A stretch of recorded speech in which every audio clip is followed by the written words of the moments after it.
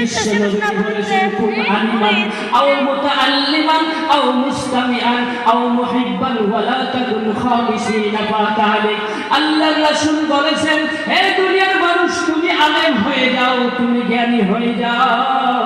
তুমি যদি জ্ঞানী হতে না পারো তাহলে জ্ঞানীদের তুমি তালেবে ইলম হয়ে যাও, আলেমের কাছে ছাত্র হয়ে যাও।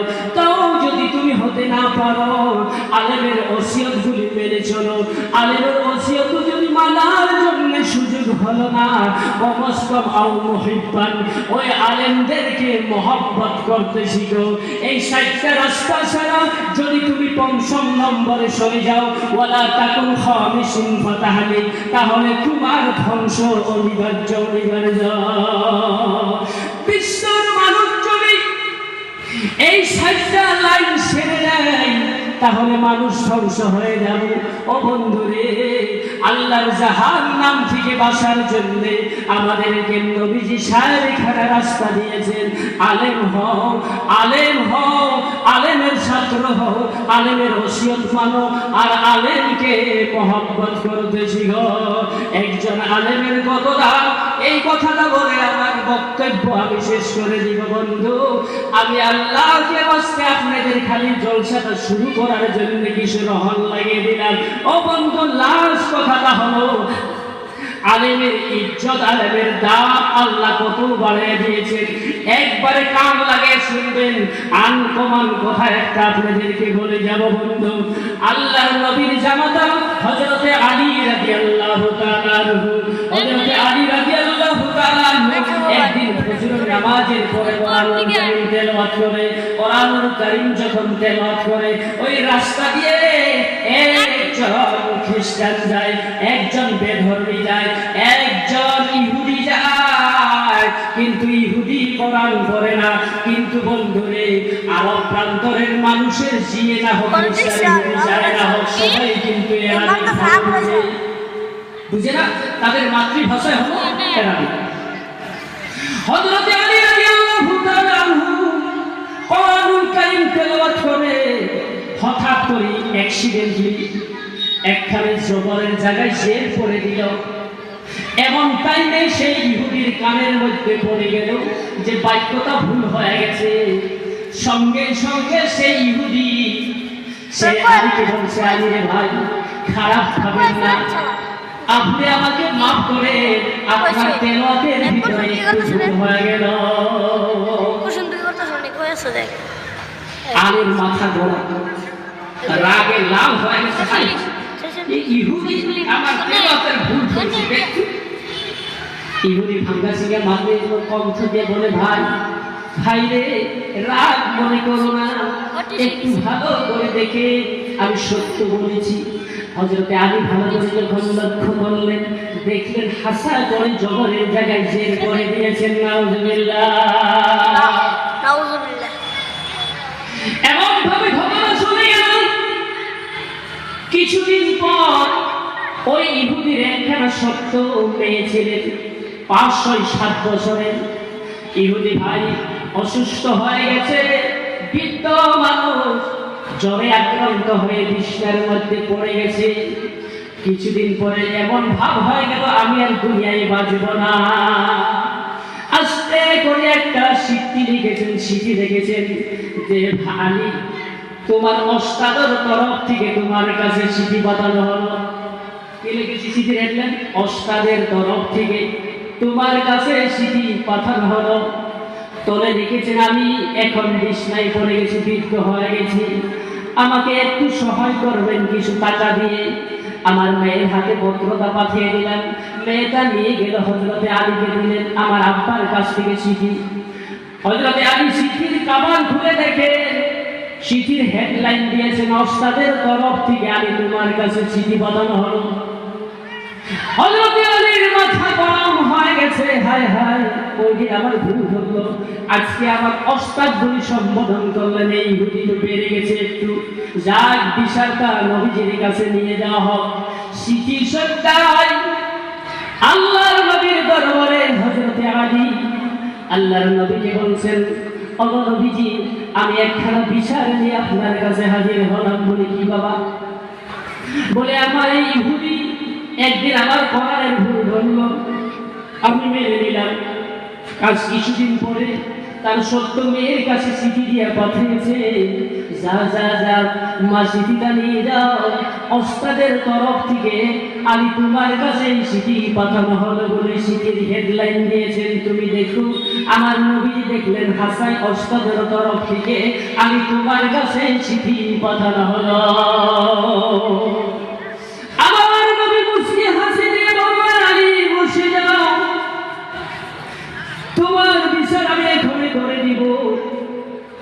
আল্লাহর নবী হাসানের সাথে যাতে হযরতে আলীর আবার রাগ বেড়ে গেল। ওগো নবীজি, আপনার কাছে বিচার নিয়ে আসলেন, আপনি ইহুদির পক্ষে নিয়ে হাসলেন, কারণটা কি গো নবীজি? আমার নবীজি বলছে, আমি তোমার মনে আছে বলে কি ওই যুদ্ধের ময়দানে কাবুস কেল্লার যে লোহার দরজাটা আমি তুমি পাও হাত দিয়ে উষা করে ঢাল হিসাবে ব্যবহার করেছিলেন, মনে আছে? বলেছি আছে। যে দরজাটার 70 জন সাহাবা হিলাইতে পারে নাই, যে দরজাটা তুমি পাও হাত দিয়ে ঢাল হিসাবে তুমি ব্যবহার করলি, তোমার মনে আছে? বলে আছে। ওই সময় শক্তি, ওই সমপরিমাণ শক্তি আজকে যদি আল্লাহ তোমার বাহুর মধ্যে দেয়, আর একটা টিন যদি তোমাকে দেওয়া হয়, আর একটা ধেনু যদি তোমাকে দেওয়া হয়, ওই শক্তি ব্যবহার করে ওই তীরটা যদি তুমি পশ্চিম দিকে নিক্ষেপ করো, কত দূরে যাবো তোমার মনে আছে? হযরত আলী বলেন, অনেক দূরে সরে যাবে। আবার যদি পশ্চিম দিকে তুমি নিক্ষেপ করো, কত দূরে যাবো? বলে অনেক দূরে সরে যাবে। যদি উত্তরে মারো, বহু দূরে যাবে। দক্ষিণে যদি নিক্ষেপ করো, কত যাবে? বলে অনেক অনেক দূরে সরে যাবে। যদি উপরের দিকে লক্ষ্য করো, তুমি তীর নিক্ষেপ করো, কত দূর যাবে? হযরত আলী বলছেন অনেক দূর সরে যাবে। এখন আলী তুমি আইডিয়া করো, এই বৃহৎ এলাকাটা স্বর্ণ আর রূপো দিয়ে যদি ভর্তি করে দেওয়া হয়, আর ওই ইহুদি যে তোমাকে একটা জের শিক্ষা দিয়েছিল, ওই জেরের হক আদায় করতে পারবে না। সুবহানাল্লাহ। আমার বন্ধু, বিচার শেষ হয়ে গেল। তাহলে উলামারা কত ভালো, তারা কত আলেম উলামারা দিন রাত 24 ঘন্টা দ্বীনের শিক্ষা বলে আপনাদের কানে পৌঁছে থাকে। এদেরকে সম্মান করলে আল্লাহর নবী খুশি হয়ে যায়।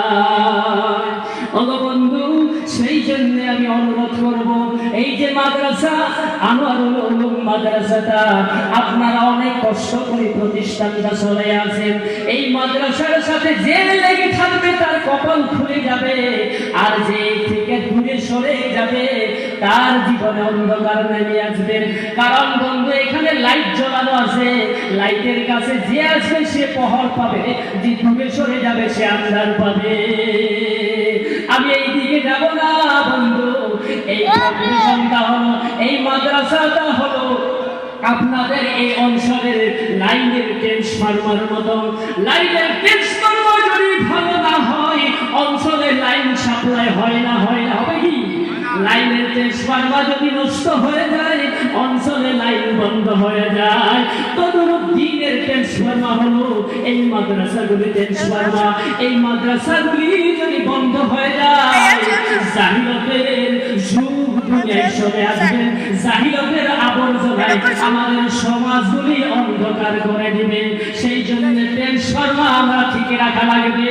আর তাহলে ওই থেকে যে আলো বাহির হবে, বহর বাহির হবে, কারেন্ট বাহির হবে, আমাদের ঘরে ঘরে নূরের বাতি জ্বলে যাবে। বলেন সুবহানাল্লাহ। আমার বন্ধুরে, কোন মাস্টারের বাপ মাকে কিয়ামতের দিন নূরের তাজ দেওয়া হবে না।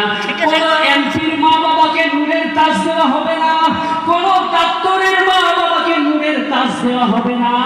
কিন্তু বন্ধু বিশ্ব নবীজি বলেছে একজন আলেমের মা, একজন হাফিজের মা বাবাকে কিয়ামতের দিন আল্লাহ পাক নূরের তাজ পরাইয়া জান্নাতের ফয়সালা করে দিবেন। বলেন সুবহানাল্লাহ।